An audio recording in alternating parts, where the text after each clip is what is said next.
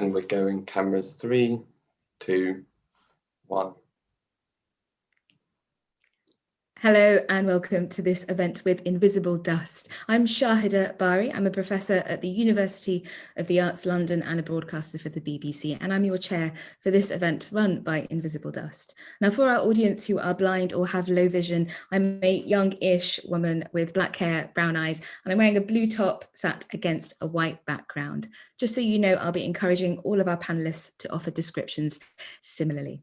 Now, Invisible Dust, as you may know, works with artists and scientists to produce unique works of contemporary art and to advance exciting scientific ideas about the environment and climate change.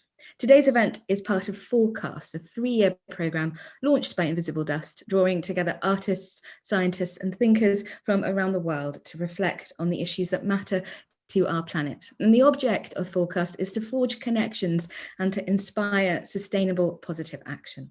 Now, starting from today, the 3rd to the 7th of March, you're invited to take part in a series of online events, including panel discussions like this one, artist performances, interviews and film screenings. And we're kickstarting that with our conversation today, which focuses on the essential question: what is shaping how we think about the planet's future?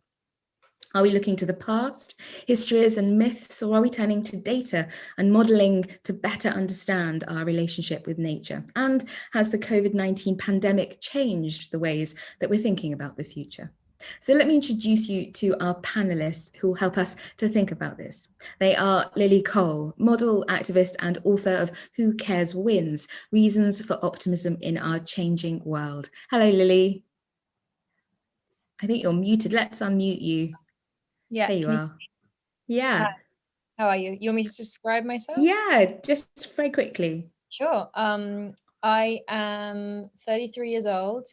I have red hair and I'm wearing my pajamas and a floral dressing gown, which I've dressed up with some red lipstick. I'm glad you've been so candid from the off. Brilliant. Joan Jonas, our second panelist, is a visual artist and pioneer of video and performance art. Hello, Joan. Could you quickly describe yourself for our audience? Yeah, well, I'm in my 80s, my early 80s, and I have white hair, and I'm wearing a black sweater, and yeah, I have a long, thin face. And Emily Shukra, she's a climate scientist and director of Cambridge Zero. Hello, Emily. Hi. So if I describe myself, I think my most notable feature at the moment is my lockdown haircut, which was created by my 5- and 7-year-old daughters in an activity of much enjoyment. And I've also got some very nice warm snug clothes on because I'm in Cambridge at the moment and it's absolutely freezing outside. Oh, well done, your kids. That's a pretty stylish haircut for a lockdown haircut. Eliane Ubalijoro is the Executive Director of Sustainability in the Digital Age and Sustainable International Development Expert. Hello, Eliane. Hello. So I'm an African woman with short hair that my daughter cut during COVID. So my 16-year-old daughter, she's responsible for my haircut. I am wearing a black and white dress and a necklace I bought in the market in Rwanda, where I'm from. And I'm currently in Canada near Montreal, where there's lots of snow outside and it's early afternoon here. Thanks so much. We could talk about lockdown haircuts forever, but we actually have really important things to talk about today. So before we start talking properly, let's hear from our audience. We're going to start proceedings with a poll to take the temperature of the room, and you should see this pop up on your screen now-ish. And the question we want to ask you is, are you feeling more or less optimistic or less hopeful about the future of the planet since COVID? So are you feeling more or less hopeful about the future of the planet since COVID? Please go ahead and vote. You've got 3 options there: more, less, or unchanged. And as you think about that and vote, let me tell you how our event will run. Each of our speakers will have 3 minutes to set out their response to our central question today: what is shaping how you think about the planet planet's future. I'll encourage them to talk to each other, and then we'll turn to you again to take your questions. And if you have a question, you can submit it via the Q&A box, which is at the bottom right-hand part of the screen, and I'll do my best to pose it to our panel. So let's see how we're doing with the poll. I wonder if we have some results magicked up yet. Yes, so our results are in. I feel a bit like election night when Peter Snow does the swingometer. So 42% of our audience are feeling more hopeful about the future of the planet since COVID. That's surprising to me, but very interesting. And 29% are feeling less and 29% unchanged. So that's very interesting. And let's see if our conversation makes a difference and we can maybe push up that hopeful contingent. So let me start, first of all, by talking to our speakers. Our first speaker is the visual artist, Joan Jonas. And Joan, many of you will know, has been a pioneer of video and performance art, a key figure in New York's downtown art scene in the 1960s and the women's movement in the 70s. And her work has always been concerned with our human relationship to the environment, and in particular, the oceans. And these days, she divides her time between New York and Nova Scotia near the sea. So Joan, let me ask you first of all, what is shaping how we think about the planet's future? Well, I think that, of course, all the information we're getting from scientists who are, telling us what climate change, which is going to be discussed. I won't say anything else about that, but climate change. I think the news, and for each one of us in a different way, I'm a visual artist, and I can just say that for me, art is a dialogue with the past and the future. Artists speak to each other across time and space, and technology is now making that much more possible in a different way. My work is involved with often bringing the past into the present with storytelling. I work a lot with stories from different cultures, from different times, but always in the present. They're not period pieces. And I also, I think of children when I think about the future of the planet. And I was very encouraged a couple of years ago. Actually, I was at the Tate, and the children were marching in America, for the first time. And I think it's very important that we communicate with them and help them to realize. I'm in my 80s, I'm old. So the future is for the younger people. And I think that I'm glad to see that people are hopeful. I think it's very important to have a certain amount of hope. It's the energy that keeps us going. And on the other hand, we have to deal with the reality of the situation and do what we can to make things better. And that involves very hard work. But I think that art has a function to bring the situation to people's awareness. For instance, the oceans. What are we missing? What's disappearing? That's one of the questions that I bring up in my work. That's really fascinating to hear. Go on, Joan. Not in an overt way. It's not overtly political, but I'm always aware of, I keep very careful tabs of what's going on. I always bring that into the work, the women's movement, what's happening to birds, what's happening to bees, the creatures, and the fish. But I want children, and this is something that's not, I don't work on it all the time, especially now, but I want children to know what's disappearing, the beauty of the world, what is disappearing, to help them deal with it. It's really fascinating to hear you talk about that. I wish we could play in some of your work, because we can find lots of it online. It's really remarkable. I wonder if you might talk a little bit more about your work. One of the things I was looking at was in Moving Off the Land too, where you pay tribute to the oceans and their creatures. Will you tell me about that? Well, I worked for about, let's say, maybe 3 or 4 years on and off on this project about the oceans, sponsored by TBA 21.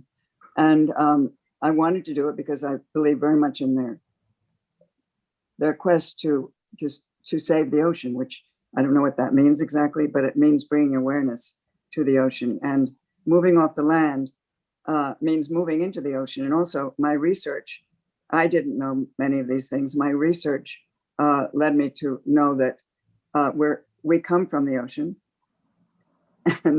and we're made up of the same elements as the ocean. So we're very close to it. It's like part of it's part of our environment.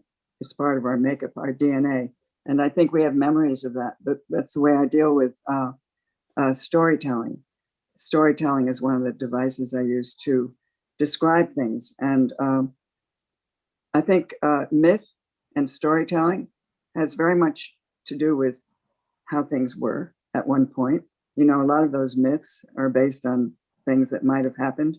And I think the idea of the mermaid, which is what I used in Moving Off the Land, one of the devices I used to tell the story of the ocean, deal with the myth of the mermaid, about the memory of being in the ocean, you know, having come from the ocean. Because whales came up on dry land, developed feet, and then went back into the ocean. So we have a very close relationship to these creatures. And one of the things that I learned also, because by looking at fish and I had to go to aquariums, which divers hate, but some of them are quite wonderful, some of them are horrifying. But to find that fish are sentient beings, they have feelings, you know. So that, I think, is something in the last, say, 10 years that people are learning more and more about. Yeah, that's so beautiful. I wanted to ask you about your observation that we should do what we can for the future, and I wonder what that means for artists. I mean, you've already started giving us a sense of that, but what can artists do to shape the future, do you think? I don't think all artists think of it in that way, to shape the future. That's very difficult. I mean, I respect the work of painters who paint. I think that art gives pleasure to life, which we need. It gives a spiritual aspect to our lives, which we also need very much, because the future is not going to be easy. It's difficult already in many ways. This pandemic is another example of that. But I think more people are reading poetry. And so I think to bring more poetry into the world, maybe more people need to make drawings and need to draw things of the world, if you know what I mean. Children, yeah. Anyway, that's what I think. Well, I think you're a perfect fit for Invisible Dust, because, you know, one of the nice things about this project is that it gives a place to artists as well as scientists and environmental activists. So I think this is the right place for you. Let me turn to you, Emily, next. Emily Shukra is a climate scientist and the director of Cambridge Zero, the climate change initiative at the University of Cambridge. And Emily worked for the British Antarctic Survey for over a decade, and now she leads a research programme on AI and the study of environmental risks. She's been an advisor to the UK government on environmental research, and she's the author of the Ladybird book on climate change, or the co-author. Emily, what is shaping how we think about the planet's future? Well, from my perspective, I think there's three emotions that shape how I think about the planet's future, and that is fear, excitement, and hope. So fear, really because of the work that I've done as a climate scientist. As you say, I worked for over a decade at the British Antarctic Survey and had the great privilege of spending time in both the Arctic and the Antarctic. Privileged because they are just incredibly special, unique wildernesses, both of them. But also when you spend time there, you can't help but recognize the huge power of those polar regions. And it's frightening. That's where the fear comes in, the scale of change that is occurring and the potential global impact of that. Effectively, we have these huge sleeping giants of ice sheets covering Greenland and Antarctica, and there's immense evidence that they are in terrible decline, and they hold such, unimaginably vast stores of water frozen within the ice of those ice sheets, such that if those collapsed as a consequence of warming, they would completely transform global coastlines. I mean, it displays hundreds and hundreds of millions of people. The impact of that is terrifying. So that's where the fear comes in. On the excitement side of things, though, my role leading Cambridge Zero, the University of Cambridge's climate change initiative, exposes me to all the exciting ideas and innovations that can be put, to work to help us turn things around and to prevent that sort of nightmare future occurring. And that's, both the technologies that are being developed to help support a cleaner lifestyle for all of us. It's about better understanding how we can work with nature rather than against nature, to look to support the Earth's systems and again look to turn things around and so that we're living in a world where we're in greater harmony with that world that sustains us. Or whether it's about thought leadership, looking at new ways of us living our lives, creating more circular economies and so forth. So that's the sort of exciting side of things. And then, the final hope side, I mean, coming back to my lockdown haircut of my 5 and 7-year-olds, what I would really hope for is that we have the opportunity. We've been living through this terrible pandemic for a year now, but as we look to a future, that there is an opportunity to build a more resilient, more sustainable, more inclusive future that will enable our children and our grandchildren and their children and grandchildren to inherit a world that is at least as rich and beautiful as the world that we've all experienced. But it really is, now is the time. It's beholden on all of us to ensure that we do indeed leave that legacy. It's very galvanizing to hear you talk like that. And I think whenever you hear about or meet someone even who's worked in the Antarctic, it's an extraordinary thing, isn't it, to come that close to it, and to hear about it is a remarkable thing too. And I wonder, I can see that it obviously had a huge impact in your work. It was your work, but did it have a wider impact on your world view too? I mean, you're talking about your family here a little as well. Well, I mean, as I say, any time that you visit the polar regions, they are just you can't help but being struck by the incredible specialness of the places, both in terms of the landscape, the scale of everything. The first time I went to Antarctica, I arrived by boat, by research ship, and the first things that you come across are these, not icebergs as you sort of traditionally imagine icebergs. Instead, you come across these huge tabular icebergs. It's just this vast wall of ice in front of you, and the light. I mean, from an artistic perspective, the light that you get is just incredible. So everything that you experience is amazing. The wildlife is another thing that was always incredibly striking. When I went to Antarctica, obviously you have the penguins and the seals and so forth, albatross as well, but just the quantities of wildlife and it's, that much of the wildlife is just not used to the human contact that we normally experience. Right. Wildlife here. And so your relationship with that wildlife is also really different. So on so many different levels, it sort of impacts all your different senses, but overridingly, you can't help but enter the polar regions and feel so tiny compared to the scale.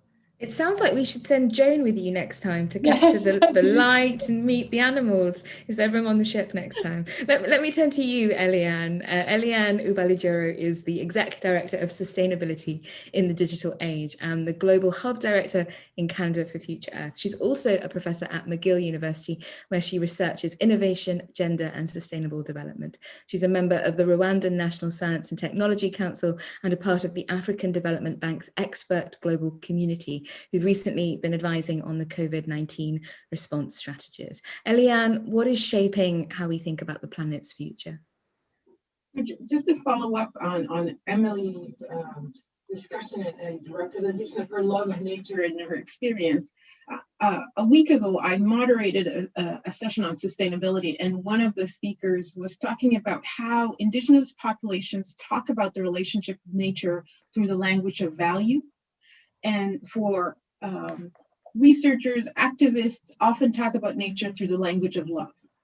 And how do we bridge those two spaces in terms of, if you're in a part of an indigenous population somewhere, you're getting your clothes, you're getting your food, you're getting your shelter through nature. And so what is the value for nature when you're living in such proximity? And for us who are not necessarily living in those conditions, we want to save nature because of its beauty.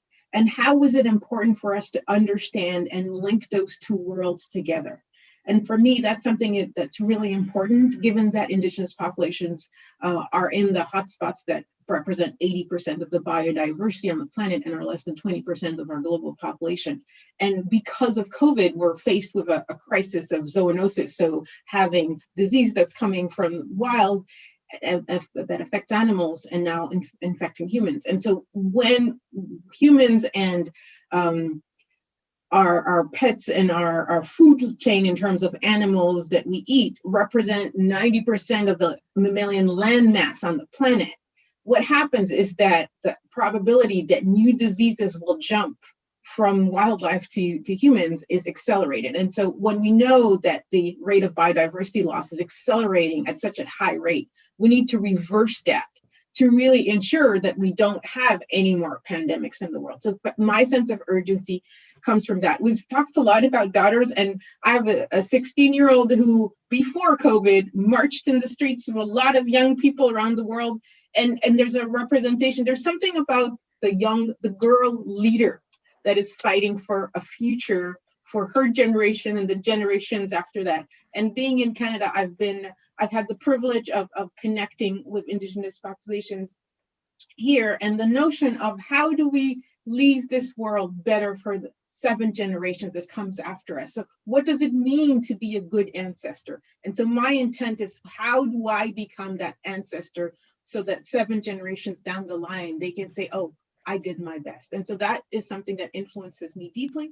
Having joined sustainability in the digital age, it's also, how do we connect these worlds of artificial intelligence, of blockchain, of visualization, to the world of sustainability? And how do we get those two worlds to work together to accelerate the process to lead to achieving the Sustainable Development Goals by 2030? And how do we also, I'm a supervisory board member of the Capitals Coalition. And so that is about, how do we look at natural capital, human capital, and social capital, and account for all those capitals, not just financial capital and returns on investments that are financial, and all our decision making socially, economically, and politically. And how can we transform the landscape so everything we do is inclusive and allows us to become more climate resilient? So those things are things that are deeply shaping my worldview right now.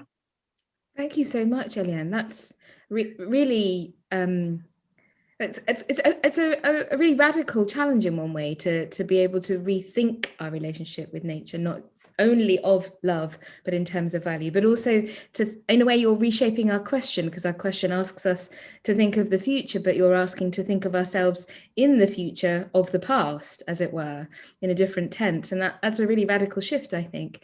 The question I wanted to ask you, well, maybe I can ask you, how do we engineer that? How does that happen? How do we change the tense of our thinking, as it were?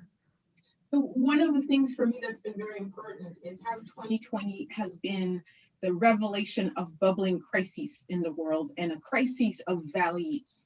And so it's shown up in terms of COVID-19, in terms of relationship with nature, and how do we bring back harmony to our relationship with Mother Earth, in terms of she is, she birthed us and everything that is here.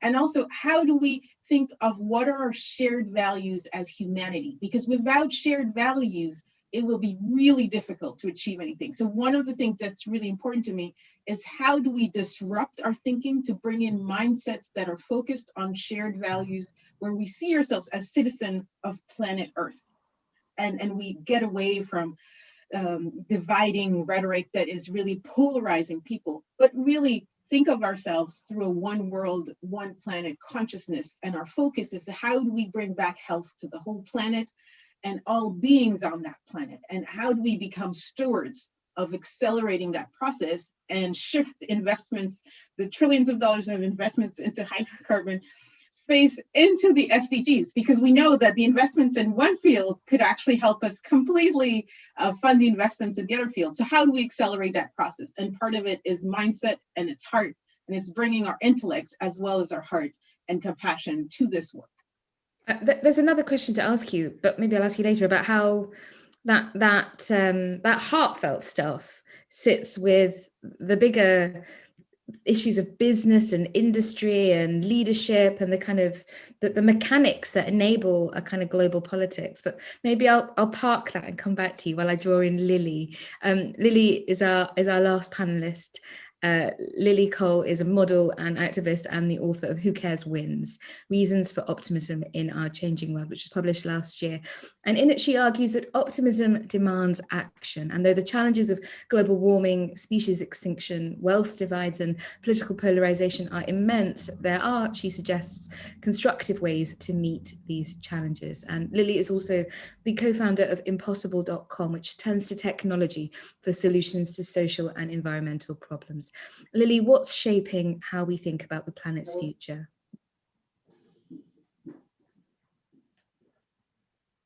Can you hear me now? I can hear you. Thank you for having me, and it was fascinating to listen to everyone else. Thank you for sharing your thoughts. I mean, it's a big question, and there are so many, of course, influences that change. But one of the reasons I wrote the book, Who Cares Wins, was almost to kind of, I think, to respond with optimism to the fact that the data and the science is so terrifying. And I think that if anybody who really engages in the data and the science, it's very hard to do that and not feel really paralyzed almost by fear about the situation that we've been walking in for a long time. And my response to that information has long been, let's focus on solutions, and what are the solutions and what are the ways that we can get ourselves out of this situation. And so in writing the book, Who Cares Wins, I really tried to look at the huge diversity of ways in which people around the planet are trying to think about responding to this crisis. And I say this crisis as if it's a singular thing, but I think that our social and environmental crises are very interconnected. And as has been pointed out already, the health crises that we're in is also interconnected. So all of the challenges we face are systemically interconnected. And what are the ways in which we can change our systems, really? And our systems are a consequence on the deepest level, I think, of how we think and the values we hold in our hearts. And for me, that's probably the most important change that needs to happen. I interviewed Emily, funnily enough, and hundreds of other people for the book, from scientists to technologists to entrepreneurs. It started off looking more at the kind of mainstream systems, so kind of business and capitalism and politics. And then the last quarter of the book, I looked more at like philosophical shifts and what we can learn from indigenous cultures. And for me, probably my enduring feeling is the need to learn from indigenous communities. I have very little doubt that the kind of capitalist business green tech world is going to keep doing its thing. All the signals suggest that it's going in that direction, and so I feel like that in a way needs less attention and energy. But the need to learn from communities around the world who, as has been pointed out, represent the kind of vast biodiversity of the world, but also a kind of like treasure trove of thousands of years of knowledge of how humans can and have lived for hundreds of thousands of years sustainably on this earth. There's a treasure trove of information there that we can learn from, and I think can shift our perspective to not just make us more sustainable, but I think also to make us happier, to allow our communities to be happier, more thriving communities. So I place a lot of hope there. And I'd say the other place I place a lot of hope and thinking is the youth, because if you look kind of the last few hundred years, of course, the trajectory of change is not a straight line, and there have kind of been ups and downs, but it feels like progress is being made. There has been huge kind of social progress in the last few hundred years, and my hope now is that kind of sense of progress will translate beyond just humans and kind of humanism to other species too. And I hope that means that the youth are going to see the world in a different way and we can learn from them. Thank you. We have a number of themes emerging, which I think we should talk about. One is about youth, about girls that you talked about, Eliane, and your daughter Emily, and you mentioned it, Joan, as well. But another is, I do think you are all optimistic, and maybe Lily, I can ask you about optimism. Our audience feel as though the pandemic has made them more optimistic, which was surprising to me. But was it surprising to you? Are you more optimistic as a result of the pandemic? That was interesting. Yeah. I mean, of course, when I saw the question came up, I wondered it to myself, and I had very strong pulls in different directions. There's part of me that is really much more optimistic, because I feel like I've been freaking out about this stuff for years. And it's like, oh, great, now everyone else is freaking out. Like, at least we're waking up and things may shift. It's like the crisis is becoming more real, and maybe that will mean that things will change. So in a weird way, that gives me optimism. But of course, it's also laced with the pessimism of like, oh no, things are getting more scary all the time. And like, where is this going? So I personally have quite a mixed reaction, but I can understand why people maybe would feel more optimistic. I mean, maybe that's not why they feel optimistic, but that's how I interpret it. Yeah, well, maybe we'll find out when we talk to them. I want to I mean, one of the things I was thinking perhaps might account for it is that, that a crisis like this has the effect of crystallizing your thinking and galvanizing your energy, and it might make us alert to things. But also, I realized that lots of people during the pandemic suddenly were listening to birds again, and they seem to be back in touch with a kind of natural life. And Joan, perhaps I can come to you here, because our conversation is going to be so much about technology and the scientific advances and the kinds of political actions we can take. But I wanted to ask you about the kind of natural life, the histories and cultural practices that interest you so much. What do we do to get back in touch with it? Well, we walk out into nature when we can. That would be one way. But I just want to say one thing about the pandemic, at least in this country, and I think other places, it brought out, and I think this is a very positive, even though it's upsetting, it brought out the inequalities that exist, which are shockingly awful. And I think, but on the other hand, that's a very good, the Black Lives Matter is a very positive movement and very important. That's one thing I'll say. And then as far as, yes, I have friends in Texas, they send me pictures of birds from their garden. And yeah, we hope that lasts, that we can keep on experiencing nature in that way. But I think technology, in a way, brings us closer to learning about nature, and we can do a lot of research using technology, using the internet. And so I think that younger people can, find out more about what's around us, because it's easy to say just walk out in nature. But I'm in a big city, and I remember going to Mexico City, I don't know, 15 years ago, and we worked with children, and they had never been to the center of Mexico City. So I think it's important to try to bring people into different environments, like children, for instance, totally. It's interesting to hear you make a defense for technology here, that technology has a place in our relationship with nature. And I wonder, perhaps I can ask you, Eliane and Lily, about this. And Lily, with your project impossible.com, you've had this turn to technology, and I wonder what that's brought about, and whether you, Eliane, think technology is something that might save us, or is it going to cast us further into this climate change abyss? How should we be thinking about technology right now? Lily, do you want to go Eliane, first? do you want to go first? Eliane, you've been delegated by Lily. For me, technology is a tool that will vibrate with the values we bring into it and the diversity of thought and of heart and compassion we bring to it.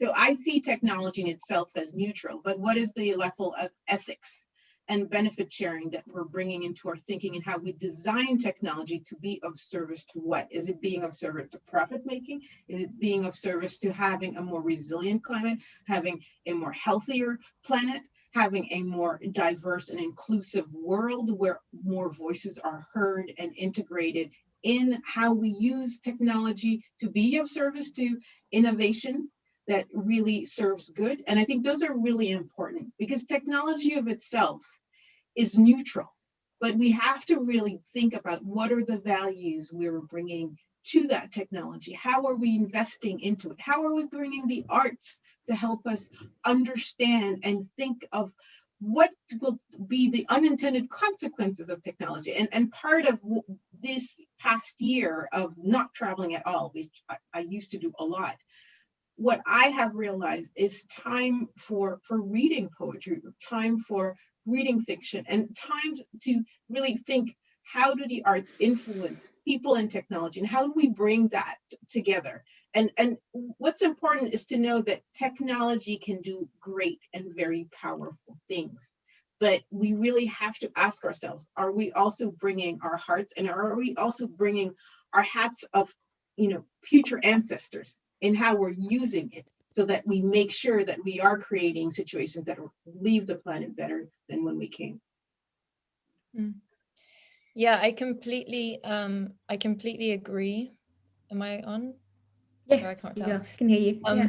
I completely agree with it being neutral, and that it can be used in a very, very positive way and a very, very negative way. I mean, splitting the atom, right, is a typical example of how that can play out in very different ways. I think when I went into technology, I founded a technology company you mentioned 8 years ago. And when I went into it, I was such a tech utopian. I was like, oh my God, the internet's amazing. We can like radically transform society through it, and do things that people have been wanting to do for hundreds of years and they couldn't. And I still have a little bit of that, but I've become much more, I guess, cautious, because I've realized that it's a very, very expensive playground to play in. And that is a massive barrier to trying to use it for social change. It doesn't mean that it can't be used for social change, but we just have to be realistic about the costs involved.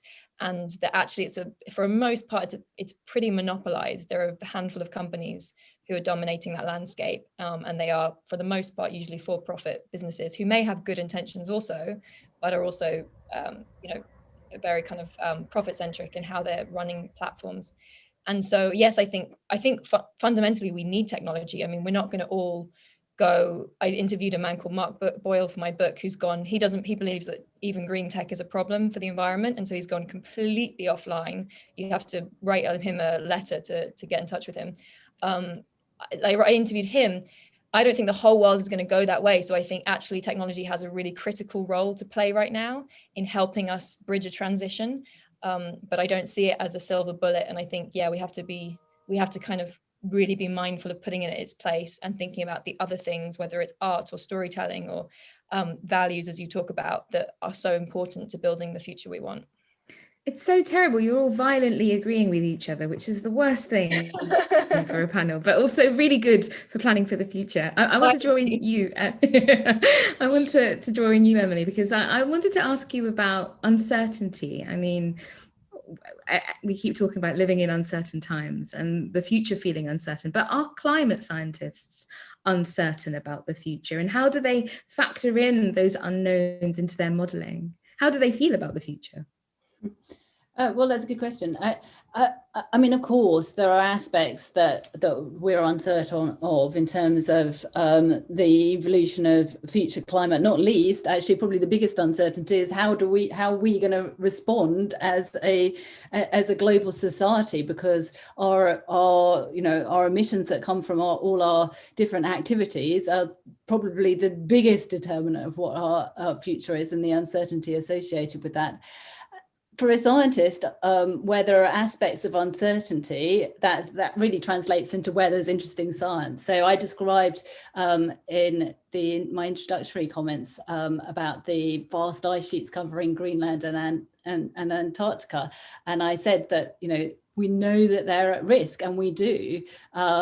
But we don't know for certain what the future of those Antarctic and Greenland ice sheets are. And a huge amount of the really exciting research, my colleagues from the British Antarctic Survey and elsewhere around the world are spending huge endeavours at the moment to try and better understand a lot of the really interesting physics associated with those ice sheets so that we can have a better understanding of what the risks are into the future. So that's really, I think uncertainty is often a word that's used by scientists, but can often be misinterpreted in a more general context as seeming as though we don't really know.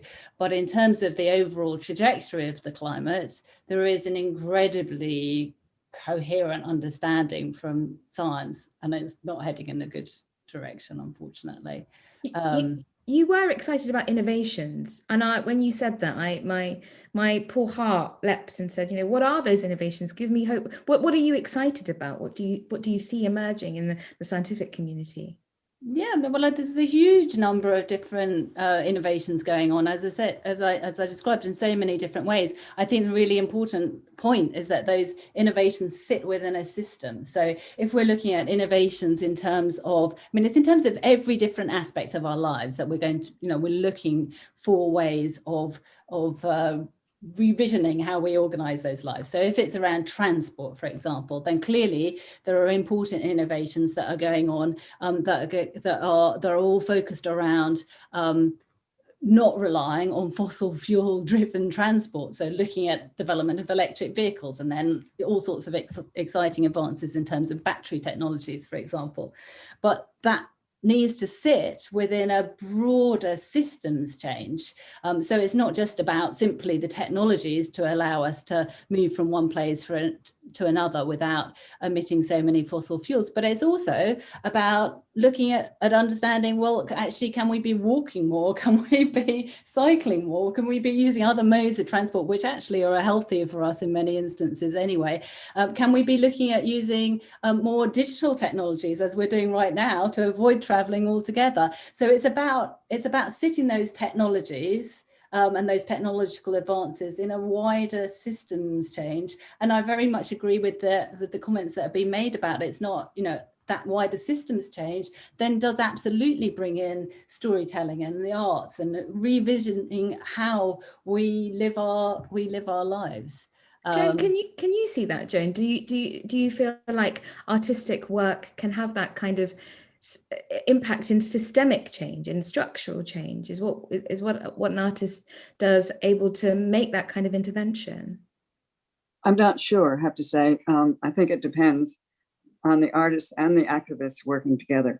There's certain artists who are activists, and of course I can't remember anybody's name, but that artists are working in communities, like on the West Coast with the tree huggers and the people trying to keep people from cutting down the trees or ruining the environment. And so there are those people. I myself am not an activist, but what I hope to do is, by telling stories about what's going on and metaphor, artists deal with metaphor, to affect people when they, art. I hope that art affects you and changes your way of seeing things. I hope to have altering people's way of seeing things. That's one of but I do that by in an optical way. But also, I went to Jamaica and I interviewed the fishermen there about the sustainability of the situation. And there's a small group of fishermen. There's a small, there's an area that's been by TBA 21 that's been designated where you can't fish right now. And so that kind of thing on a small scale, if it could happen on a bigger scale, and that is connected to the arts. And I've worked with 2 scientists in my last 2 projects, and I can't say they're optimists. I don't think that they think in terms like that, but one of them is dealing with whales, and I think that right now that more and more scientists are communicating with artists. And I didn't, when I was at MIT, work with any scientists there, which I should have. I just missed that opportunity. But lately, the last 2, and so I found it very interesting to have that dialogue. And the one scientist, David Gruber, I worked with on the Oceans Project, I would consider him almost an artist, but luckily he doesn't think of himself as an artist, but he uses cameras and lenses to record the fish, the bioluminescence. That's his, one of his projects. And so I think if those worlds can talk to each other a bit more, it would be a development. Thank you. We must turn to our audience. They are chomping at the bit. They have questions. So let me pose them to you. They're really good questions. This one is one that I was trying to ask you, Eliane, in a way, which is about how we communicate this values-based thinking into systemic change. So the question is, how do we better communicate the climate science and predictions in a way that generates action rather than fear? And perhaps that applies to you, Emily, as well. So how do we communicate better? Part of it, storytelling is so important in this space. And I just want to go back to something Lydia was talking about in terms of 300 years of social change. There's so many ways of looking at it. I think of 400 years of slavery and colonization, so I don't see that as positive. But at the same time, we can look at how, you know, voting rights have evolved, countries have gained independence and self-stewardship. And so we live in a world of tension where exploitation of nature and people has been the norm over 400 years. And so there's a mindset shift that we have to create, is how do we think collectively together to co-create in ways that benefit the whole? And we still live in a very reactive world. As a scientist, I'm a molecular geneticist by training over 20 years ago. And what I realized is my science is not enough. And so I've been delving in the world of leadership for the last 20 years. And one book that I love called Mastering Leadership talks about the fact that 75% of the population is reactive and about 20% is creative, and the 5% left have a unitary vision where they really think in how do we have solutions that benefit all, include all.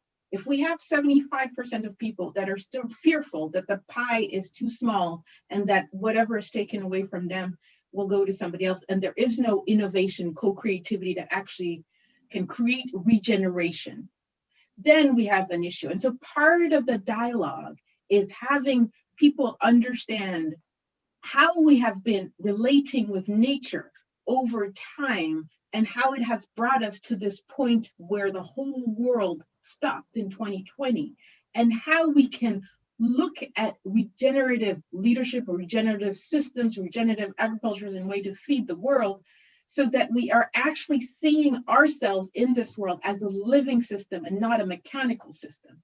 And I think having the climate literacy be elevated in the world through storytelling, through wonderful storytelling like Emily does, like Joan has done, I think it's really, really powerful. And really in her book, in terms of everybody she's interviewed, and so stories connect us as humans. If you go back to our ancestors, they would sit by the fire and tell stories. They would wake up in the morning and share their dreams and collectively prepare for the future together.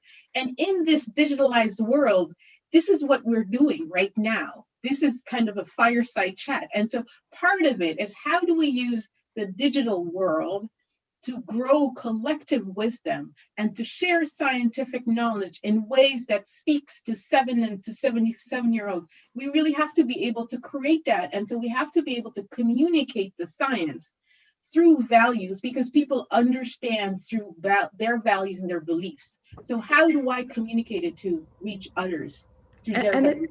Emily, let me draw you in here, because I think you have things to say here. Yeah. So, I mean, you know, I actually think that communicating the fear is important, as well as ensuring that people act, because, you know, we should be fearful in the face of what's happening to the climate and broader nature. But if in terms of action, in many ways, I think one of the biggest challenges there is that these seem like, well, and are such global problems that it's very difficult for any one individual to think, how could I possibly make a difference? That's always the biggest challenge in terms of action. And I think that one of the things that I have increasingly found to be really powerful and important in terms of communication is to bring these global issues down to local levels. Those are the levels in which people can identify, and indeed actually action at a local level is really important, because we do need to be doing things in our homes, in our communities, and then scaling those up together to global action. It is only by us all acting together. So there've been really really interesting and projects that I've been involved with recently. I live in Cambridge. Cambridgeshire sits in a beautiful fenland landscape of East Anglia, and that in itself has a really interesting relationship with the climate. There's a lot of peat land here. That's what the fens are built on, and peat is both a potential very large source of carbon emissions if it's not treated well, but it could also be a really important sink of carbon if it is restored. And so we're looking at how we can work with the farming communities in this region, how we can, again, it's actually about bringing together all these multiple different groups, treating these things as a system and looking at system responses. Actually, you can suddenly start to understand how you can bring, how you can actually create action, how you can start to build that better world, but starting at a local level that is easier to visualize and then scaling it up. And as I say, if we have, millions and millions of local projects, then we start to enact global change. Neelam Taylor has a really nice question about technology. And perhaps I can ask you, Lily and Joan, this. Since our use of technology is taking us closer towards capitalism and away from nature, how can we ensure people connect with the planet and continue to value natural life as virtual life becomes more prominent? I know the irony of asking you this over Zoom, but how can we continue to prize natural life in a virtual realm? Lily, do you want to go first? I think it's, for me, it's a simple thing of moderating our usage.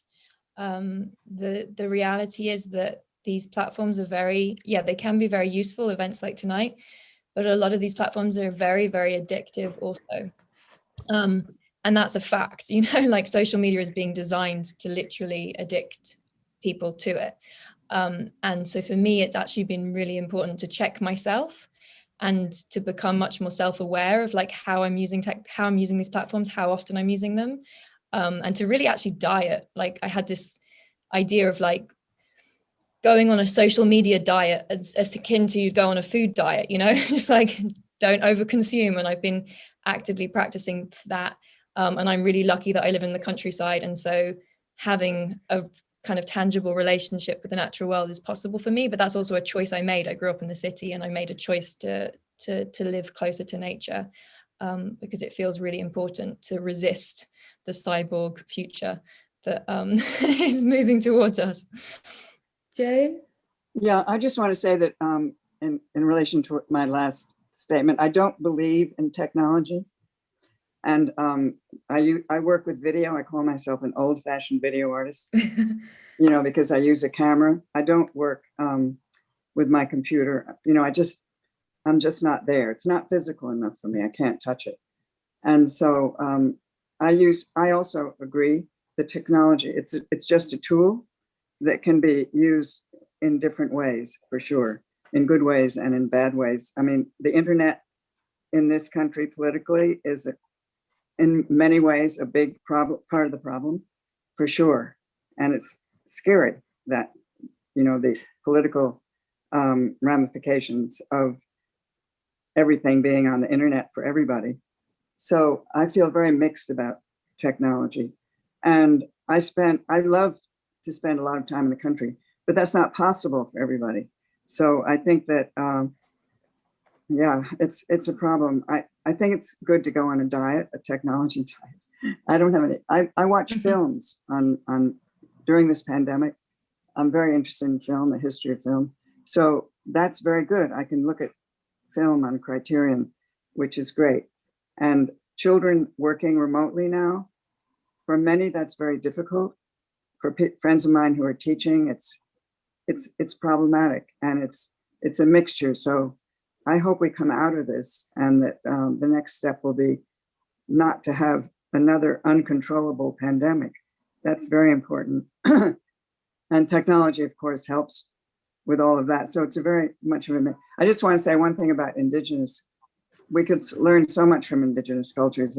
There's a wonderful book, and I can't remember the name of it, about Australia, being a garden when the Europeans first came there. the indigenous people in Australia knew how to work with nature, and they made a big garden. And then the people from Europe came and in a sense ruined the whole thing. You know, so we need to really explore that knowledge. In America, it has to do with how to control the forests, you know, and to know how to burn the forests, not to have the burning take over. So we're just on the edge of many different difficult situations. And indigenous people have a knowledge that we could bring back. And it's mentioned, but it's not done. It should be done. This is a theme that's come up for all of you, I think, in different ways. We're going to run out of time. Oh, so go for it, Lily. I just wanted to just pull out, I looked at the questions just very briefly. One which was on the role of women. It's interesting we're all women here. And that's actually one of the main reasons I have for hope. And when I talked about the last few hundred years seeing a lot of progress, I didn't mean to like belittle the amount of horrors that have obviously clearly gone on. I was actually thinking of Martin Luther King when he paraphrased Theodore Parker and said the moral arc of history is long, but it bends towards justice. That actually one of the reasons I have for hope is that we are becoming more inclusive as a society. I think we are listening to people of different kind of races, cultures, and communities, and also women. You know, women have gained a lot of power in the last few hundred years. There's still a further way to go, but I think that empowering all people to have agency and equality is so critical to enabling sustainability, and those two things are fundamentally interconnected. So yeah, sorry, I just wanted to respond to that point. And there was also somebody who mentioned polarization, and I completely agree that we need to get out of bubbles and listen to different voices and not just speak to bubbles. So thank you for those comments. It's so hard to address all of the questions because they're all fantastically important. I'm going to offer one last question to our audience just to give them a chance to vote. A last poll I wanted to ask about technology, and I think it's going to come up on your screen now. Our audience can vote. Will technology provide us with a solution to the question of sustainability? Yes, no, or not sure? And while you answer that, I want to ask our panelists one final question, which is, what gives you hope? If there is one thing that does give you cause for optimism about the future of the planet, what would you say that is? While we think about it, will we get the result from our survey? I feel like I'm on Family Fortunes slightly when, there we go. So no, I mean, it's quite a mixed response there. 49% of people are not convinced that technology will provide us with a solution. Maybe they've been persuaded by Joan particularly there, but a large proportion are uncertain there. But let me turn to you for our final thoughts. What gives you cause for optimism? Just quickly to end. Eliane, you go first. So the subject of addiction to technology is proportional to the level of consciousness we bring to technology. So if we elevate human consciousness, we will have a different interaction. We will have less of the fake news that represents 7 times more of the news that we get on the internet than actual real facts. So let's elevate human consciousness, and let's use art and science to do that. Lily? Sorry, what's the question on technology? What gives you cause for optimism, just to end very quickly? Nature itself. Nature's amazing and it bounces back. That gives me hope. Emily? The power of human creativity, and I choose the word creativity, particularly because I think it's through that we can use both the arts and technology together to shape a better future. And Joan? Well, all the positive aspects of human nature, and our relationship, as has been said, the human nature and our relationship to nature. It's so important to maintain an interest in and involvement with the natural world. And I think many people will. Thank you so much. Thank you to our guests, Joan Jonas, Lily Cole, Elian Ubaligero, and Emily Shuckburgh, and to our producer, Ed McGovern. Thank you to you, our audience, for spectacular questions, really important questions. Do join us for the next event in the programme. There's a performance by the New Zealand-based artist Artist Ahila Palapa Rands at 7:15. Artist Tanya Kovacs is in conversation with Invisible Dust's founder Alice Sharp at 7:30. And there's a VR experience of an underwater world created by the visual artist Hito Style from 8 p.m. onwards. And you can find more details about Forecast on the Invisible Dust website, invisibledust.com. Thank you again. Goodbye. Fine, thank you.